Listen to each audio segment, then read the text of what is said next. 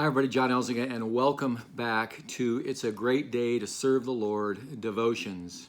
And today we're going to talk about Psalm 143. Psalm 143 is a song of angst and anxiety from David to God.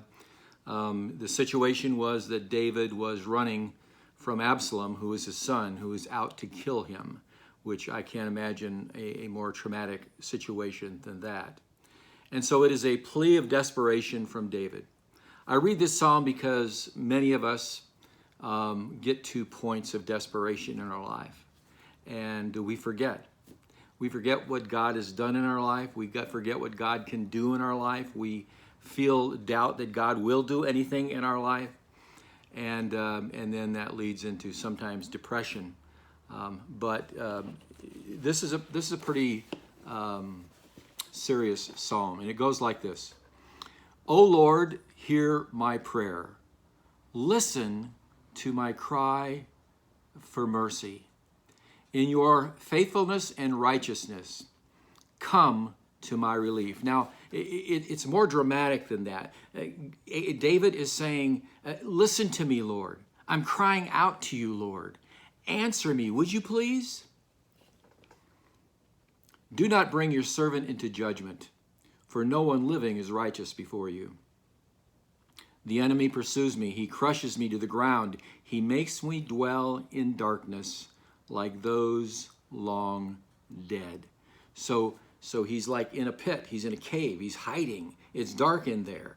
And many of our lives are like that. We get in the pit of despair.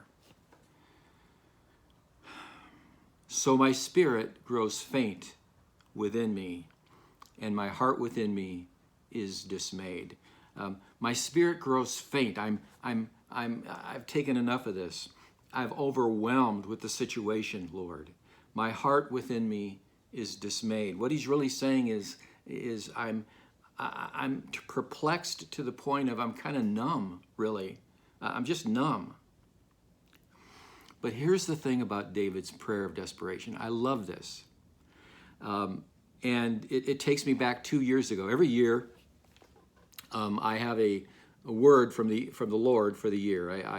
I pray about it starting sometimes as early as October, what God would have me think of in the following year. What word would he have for me in the following year? And I struggle with it, and oftentimes then I finally come up with something that is seemingly out of the blue. And a couple of years ago, I was praying, and I thought about this psalm, and I just thought about this stanza about ready to come, this next passage in his psalm or his prayer of desperation, and that is to remember. The word 2 years ago for me was remember. That was the word. Listen to this, verse 5. He pauses in the midst of his desperation. I remember the days of long ago. I meditate on all your works and consider what your hands have done. I spread out my hands to you. My soul thirsts for you like in a parched land. In the midst of it all, it's like he takes a pause, a little shift, and he says, yeah, okay, I remember. I remember how you came through in times past. I remember what you have done for me. I remember how you have guarded me, protected me, come through for me. I remember the blessings that you have showered me with. I remember. Yes, in the midst of this junk, I remember. But it doesn't it doesn't last soon, does it? These little pauses or respites.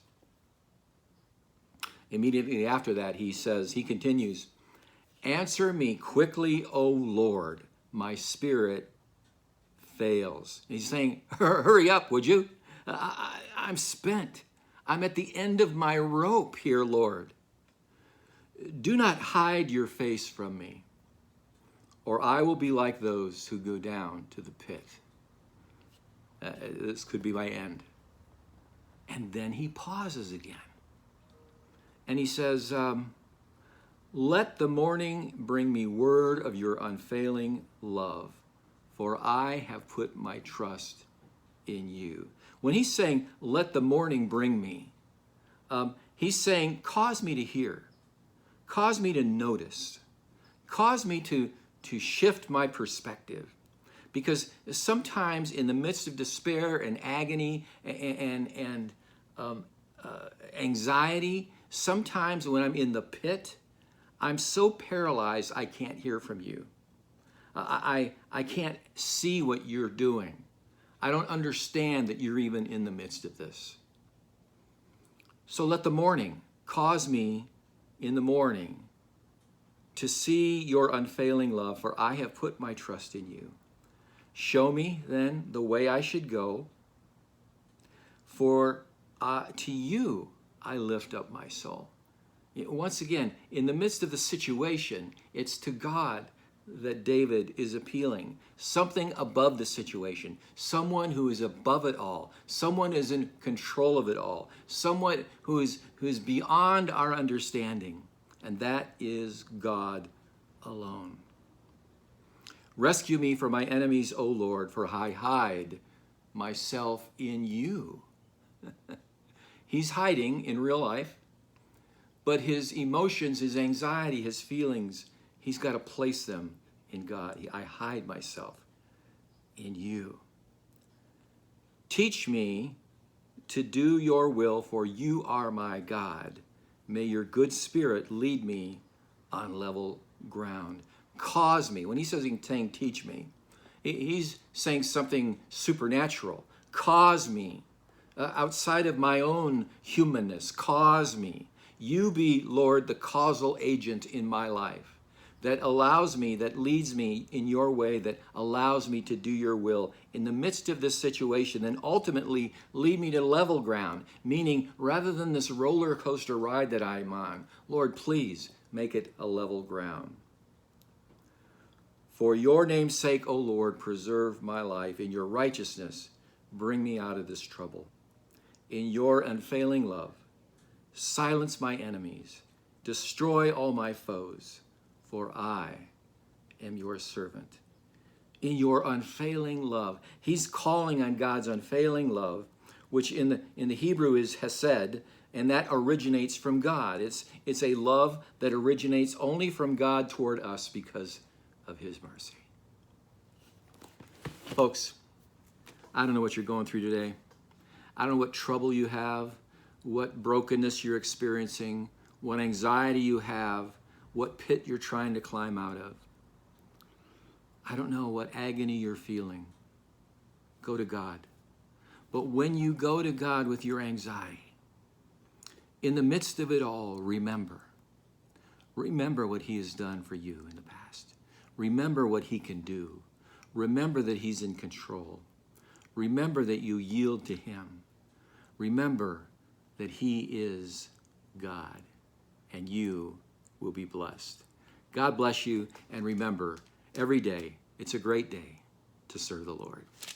So folks, before you go, once again, I need to ask you to consider prayerfully providing some donation to this cause. As you know, I'm living just on Social Security. We appreciate so much if you would consider going to the link and going to that link that will bring you to a page that is my product page, basically. But there's a place there where you can donate $25, $50, $100, whatever, if this is of value to you. And God bless you, and I hope you do, and thank you very much.